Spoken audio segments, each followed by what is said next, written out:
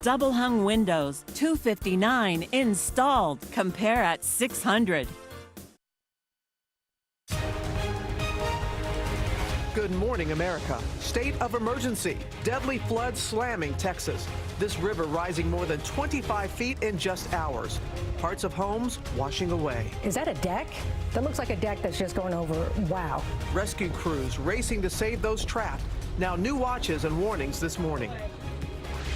Growing crisis over that missing Washington Post columnist apparently murdered in the Saudi consulate. Mounting evidence of a hit squad sent by the Saudi government, including reports of a grisly new recording during the killing. As the world demands answers, President Trump declares the Saudis innocent until proven guilty. Urgent health alert. Cases spiking of that mystery illness that could start like a cold and end in paralysis. Dozens now confirmed in more than 20 states. Doctors baffled. The warning this morning. Nationwide search. Hundreds of tips pouring in for that missing 13-year-old girl whose parents were found dead in their home. The unusual 911 call raising questions and what her family is saying now. Life after Roseanne. The Connor family returned to TV last night without their famous mom. Roseanne OD'd on opioids. The reaction to how they're moving on without her and Roseanne's fiery response this morning.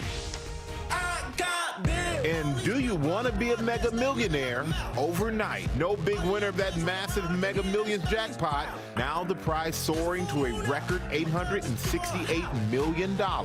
But wait, why you may want to think twice before you get rid of last night's ticket. Live in Times Square, this is GMA with Robin Roberts, George Stephanopoulos, and Michael Strahan.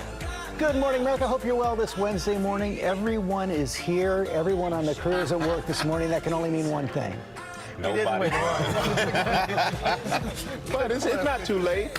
The reason you want to hang on to those Mega Millions tickets, even if you didn't get the jackpot last night, because 9 of them are worth at least $1 million, which means you may have to go to work, but you can sashay a little differently when you walk in. I'm a little late. It's $1 million. I'm not going to throw it away. Come on now. I'm not going to quit work either. Okay, we have more on that coming up. But first, we begin with that state of emergency in Texas.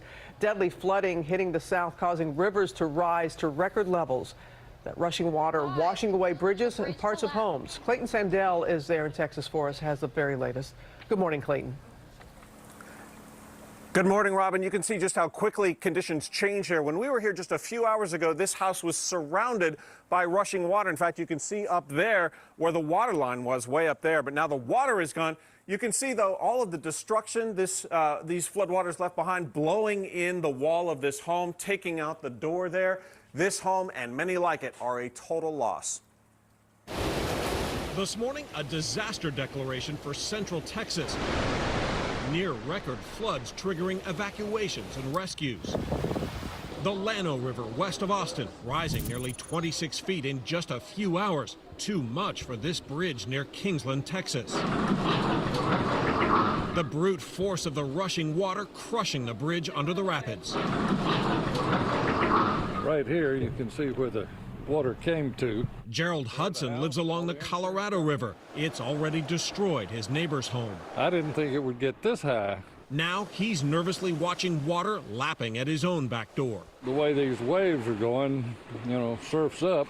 Views that normally look like this now look like this. Schools are closed, cars stuck, raging floodwaters carrying debris over the top of swollen dams. Is that a deck? That looks like a deck that's just going over. Wow. Officials say a body was found in floodwaters, possibly the last of 4 victims swept away last week when floodwaters overtook an RV park. The good news is the water levels are going down, but the ground here is so saturated it only takes a little bit of rain to trigger another flood emergency. Robin? That's a good point, but the worst may not be over yet for those hard-hit parts of Texas. More rain on the way, and Rob, I know you're tracking it all for us here. Good morning. We are, Robin, good morning to you. A couple of days of rainfall, heavy rain, as you saw. This is the highest crest this river has seen since 1935, and a stubborn setup here, upper low across the southwest and drawing in moisture from the Gulf of Mexico. And and just slamming right into western parts of Texas. Flood warnings up across the Colorado River from the Rio Grande back up through Dallas-Fort Worth as well. And those flood watches are in effect at least for the next 2 days. And you see this pattern doesn't really go anywhere. It will wind itself up, but not till Wednesday or Thursday. 4+ inches possible across parts of West Texas, Dallas-Fort Worth included. Plus, it's kind of chilly, so it's kind of miserable. There were temperatures in the 40s. Not fun. Robin? Not fun at all. Okay, Rob, thank you. Okay, Rob, we're going to move on now to that deepening crisis over the missing Washington Post columnist who appears to have been murdered inside the Saudi consulate in Istanbul. Turkish officials are citing mounting evidence that the killing of Jamal Khashoggi is tied to the Saudi regime, but President Trump is emphasizing the Saudi denial, saying they are innocent until proven guilty. ABC's Ian Pannell is in Istanbul with the latest. Good morning, Ian. Yeah, good morning, George, from the Saudi consulate in Istanbul, which is now at the center of what looks increasingly like a possible murder mystery and certainly a global diplomatic crisis involving Saudi Arabia, Turkey and the United States. President Trump has expressed more than one opinion on this, but the question still remains, will there be a proper investigation and will we get any clear answers? This morning, will President Trump respond to the alleged murder of Washington Post writer Jamal Khashoggi? Overnight, Trump telling Fox Business, "It depends whether or not the king or the crown prince knew about it, in my opinion. Number one, what happened, but whether or not they knew about it.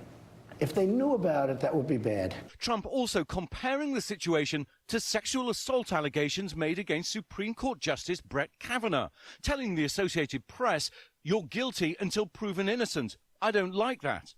But one major difference, evidence. The Post columnist seen entering the Saudi consulate, but he hasn't been seen since. And as a vocal critic of the Crown Prince, he had many enemies in Saudi. This morning, Trump's top diplomat Mike Pompeo was on the ground in Turkey, meeting with the country's foreign minister and president. This after a photo op with King Salman and a meeting with the Saudi Crown Prince. Turkish authorities are accusing the Saudis of murdering Khashoggi in the Saudi consulate in Istanbul, something the royal family denies. Really strong and old allies. So we face some challenges together. This morning, according to a report from the New York Times, at least 9 of 15 suspects identified by Turkish authorities worked for the Saudi security services, military or other government ministries. Nearly 2 weeks after the journalist's disappearance, Turkish investigators searched the consulate for 9 hours. But just hours before, a cleaning crew seen here entered the consulate ahead of the investigative team's arrival. On Tuesday, the Turkish president said investigators were searching for toxic materials, suggesting the consulate could have been recently painted.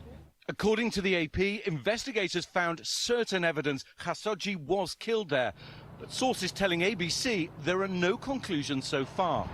Turkish officials giving the Washington Post scans of passports, members of an alleged hit squad. According to the Wall Street Journal this morning, Turkish officials have shared evidence of a gruesome audio recording with the United States and Saudi Arabia that reportedly indicates how Khashoggi was killed in the office of the Saudi Consul General. On the recording, a voice can allegedly be heard recommending other people present listen to some music while he dismembered Mr. Khashoggi's body. So the detective work continues here this morning. ABC sources confirming that attempts to get into the Consul General's house were rebuffed by the Saudis yesterday. They're going to try again today. We've also just heard that investigators went to the home of the fiancé of Mr. Khashoggi, collected DNA samples. The question is, will they be able to match it against anything they've discovered inside the consulate here? George? Okay, Ian, thanks. Let's bring our chief White House correspondent, John Carl, for more on all this. And, John, we just saw how the evidence is mounting that the Saudis were behind this, but the president's been emphasizing the Saudi denials, apparently taking arms sales already off the table, but he is under pressure to take some action. Well, and George, he did say that there would be severe punishment. Those were his words if it turned out the Saudis did this. But he has made it clear he doesn't want to jeopardize arms sales. He's made it clear he doesn't like the idea of sanctions. So it's unclear what the White House would do. I would look for the action, though, to come from Congress. We hear members of Congress, both parties, talking about sanctions and also about ending U.S. support for the Saudi war in Yemen. Now, the president also defending himself against the idea that his possible investments from Saudi Arabia in the past may have something to do with his stance. Yes, as a matter of fact, he said he has no financial ties to Saudi Arabia right now. As you know, though, the president has had in the past very deep financial ties to the Saudis, going back to 1991 when he was in financial trouble and they bought his yacht. And John, the president on this media blitz heading into the midterms, giving a series of interviews, as we've seen, taking off on all of his perceived adversaries. He's taking on the Fed chair. He's taking on Elizabeth Warren. He's calling Stormy Daniels horseface. Yeah, he's done more interviews, taken more questions from the press, George, in the past week than he has during any previous time period of his presidency, all over the map, going after his enemies harsh. And also, George, in an interview with AP, making it clear that if the Republicans were to lose the House, that he would not be to blame. He was asked directly, would you bear any responsibility? And his answer was a simple no. Even as the elections are becoming nationalized. John Carl, thanks very much. Michael? All right, thank you, George. And now to that nationwide search for a missing 13-year-old whose parents were found dead in their Wisconsin home. Hundreds of tips are pouring in. ABC's Alex Perez is in Barron, Wisconsin with the latest. Good morning, Alex. Hey, good morning, Michael. Authorities say in a mysterious disappearance like this, every second counts. They have about 150 law enforcement members working this case around the clock.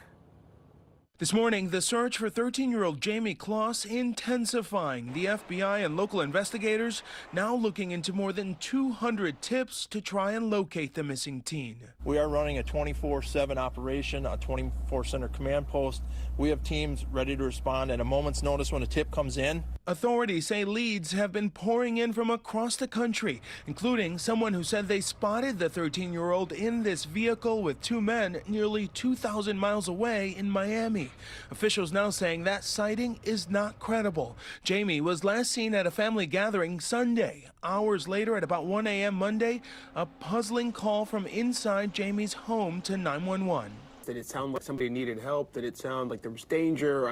What made the red flags go off? Well, any 911 call across the nation, law enforcement follows up on. There was some kind of a commotion on that tape, and so we went and responded as we normally do to any 911 call, and that's when we discovered two deceased people when we arrived on scene. When police responded to their house in rural Wisconsin, Jamie's parents found dead inside. The teenager vanished. Investigators revealing few details about the crime scene, but saying they recovered bullet casings inside. Jamie's emotional family this morning holding on to hope she will soon be back home. Tell us a little bit about her and why you want people to care about what's going on. Jamie's the sweetest little girl. She wouldn't hurt a soul. And authorities say they've interviewed Jamie's classmates and her friends. They're hoping someone will hold that key piece of information that will help them crack this case. Michael? All right, thank you so much, Alex. George? Okay, Michael, now to that urgent health alert about the mysterious illness called AFM. It often starts like a common cold, then leads to paralysis. And the CDC is out with new numbers confirming 62 cases across 22 states, most of them involving children. ABC's Eva Pilgrim is here with the details. Good morning, Eva. Good morning, George. The scariest part of this is how little we know about it. The CDC calling it a mystery. What we do know, it's paralyzing, and it seems to be targeting young children.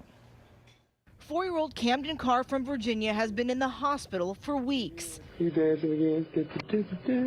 parents say it started as a sinus infection, but quickly escalated, leaving him barely able to speak or move. I can't tell you how he feels and how he's hurting or anything, so it's heartbreaking. Camden is fighting acute flaccid myelitis, or AFM, a rare illness with polio-like symptoms that primarily strikes children. After spikes in 2014 and 2016, the CDC says we could be seeing a similar outbreak. This illness affects less than 1 in a million, but it's serious, so the CDC is urging parents to look for any sudden weakness in the arms or legs. Despite lots of investigation by CDC and its partners, we don't know where AFM comes from, and we don't know what's causing it. 7-month-old Zoe Buter was diagnosed with AFM around 3 weeks ago. Her mother says even though she is doing better, doctors haven't said if she is expected to make a full recovery. She's a lot more mobile, a lot more active, still no strength in her arm. We do see a little movement in her fingers sometimes. So far this year, 127 patients are under investigation, 62 confirmed cases in 22 states. The average age, 4 years old, like Camden, whose parents hope his story will help other families. Your kid could just have a cold, but make sure of it. And so many questions still this morning. Doctors don't know where it's coming from, how it's transferred, or the reason for this recent uptick. And at this point, there is no cure. There's not even a treatment for it. The way they diagnose it is basically by process of elimination. So a lot of parents waiting and worried. So all you can do is really do the normal things you do to prevent against illness. Exactly. Okay, Ava Pilgrim, thanks very much. And we're going to move on now to that massive Mega Millions jackpot. No one took home the grand prize, as we told you last night. Now, the pot is soaring to a record $868 million for Friday's drawings. Gio Benitez, he's on the beat again. He's here with us with more. Good morning, Gio. Hey, Robin, good morning. Yeah, an unbelievable jackpot right there. And we do know right now that there are at least 9 $1 million winners from last night's drawing. So check those tickets right away. But this was the 24th time in a row, believe it or not, that there was no jackpot winner. Still no winner for the record-breaking Mega Millions lottery, but the good news, the jackpot is now even bigger. Let's see if I can make you a millionaire. Come Friday, you could win an astounding $868 million. Give me the winning tickets. Now, the odds might be daunting, 1 in 302 million, but that hasn't stopped people out there from doing anything they can to increase their odds. I'm excited, and I hope I got the winning lottery numbers. Hitting up lucky locations, stores that sold winning tickets before. This is going to be my first time getting a ticket from the Bluebird, the famous Bluebird. So hopefully, first-timers' luck will. Bluebird Liquor in Hawthorne, California has a history of producing lottery winners, selling 4 winning tickets over $1 million. Come on, Bluebird. Come on, you can do it. Then there's Ernie's Liquor in San Jose, California. Millionaires are made here. A ticket for $522 million sold in July. Lucky one, huh? Yep, this is it. Keeping the dream alive and trying their luck once again. And people will be trying. And the games continue tonight with the Powerball $345 million jackpot right there. If you take the lump sum, that's $199 million. And it may not be the 868, but listen, it's not chump change. Please. I know when we think about the people who have won that $1 million, are like, oh. Why are we like gnawing about $1 million? It's still $1 million. And one of those people, it's about $5 million because they got one of those multipliers. So. Good for them. Yep. All right. Yep. Well, thank you, Gio. We'll be playing tonight. And now to a tense moment during the Major League Baseball playoffs last night. Take a look at this. This is Dodgers pitcher Rich Hill. He got a little frustrated after he temporarily gave up the lead, and that is how he reacted by taking it out on a bucket of candy. The announcer saying, "Happy Halloween." But it all worked out. The Dodgers beat the Brewers with this 13th inning walk-off, and now the series is tied at 2-2. So, you know what? Make sure the candy, if you didn't know the candy was there, now you do. Did you ever have a moment like that? No comment. They kept the candy away from him. Let's go back to Rob. I don't know, low blood sugar, you may need that candy to get you through the game if you get hangry. If you don't like the cold, you're going to get a little bit angry here. We've got it coming in, frost and freeze warnings and advisories for about a dozen states. Another reinforcing cold front coming through tonight. So tomorrow morning across the I-95 corridor will feel like close to freezing. Ithaca, New York, 22 degrees. It'll feel like 10 degrees in Saranac Lake, and this is the coldest air of the season. We'll be saying that for the next month or so. Time now for your Sunday Cities, brought to you by Audible.com. Discovery. No, just a sec. What would it look like if we listened more? Could the right voice, the right set of words, bring us all just a little closer? Get us to open up, even push us further? It could, if we took the time to listen. The most inspiring minds, the most compelling stories. Download Audible and listen for a change. Well, you're not going to need the umbrella today, but you are going to need a warm jacket. We'll have some breezy sunshine today. In fact, it's going to get a little gusty with winds increasing, gusting just over 25 miles per hour during your afternoon hours. But there's your afternoon temperature again, 69 degrees today. Tomorrow, just 56, and it's still going to be breezy. We've got chilly conditions for Friday, starting out cold, too, maybe a little frosty in the northern and western suburbs. And then Saturday, on the cool side, 66, with showers mainly first half of the day. Coming up, life after Roseanne. The Connors made a big debut last night without the famous TV mom. We have the fiery reaction from Roseanne Barr overnight. And that woman caught on camera trying to stop a man from entering their apartment building, now telling her side of the story.